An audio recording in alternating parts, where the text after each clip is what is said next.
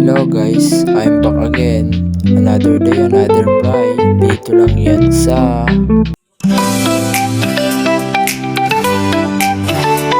So guys, ito nga pala yung ating lagayan. Yan guys, kuha lang tayo ng tubig kung saan sila inanak para hindi sila ma-water shock. Yan guys.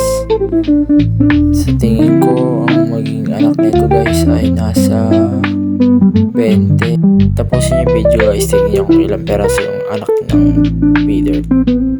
Yan guys, fast forward lang natin para mas mabilis nyo makita yung pag-harvest natin ng fry ng gabi.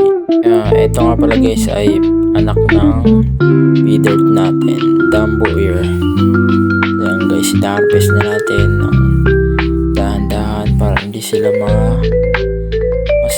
kasi sila kasi maselan pagka bagong anak para hindi sila mamatay. So dahan-dahan lang ang dapat pagka-harvest natin.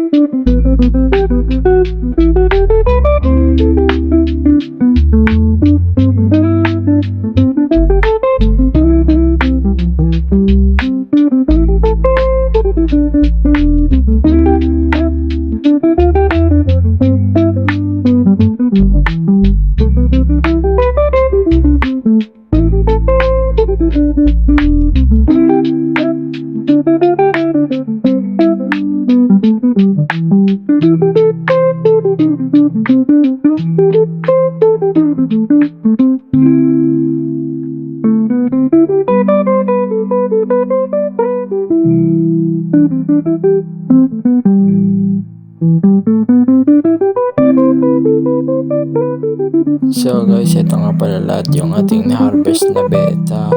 Gabi fry, beta tuloy. So yan guys, kung masipag kayo magbilang, bilangin nyo na lang kung ilang peraso yan guys. Yun lang guys, salamat.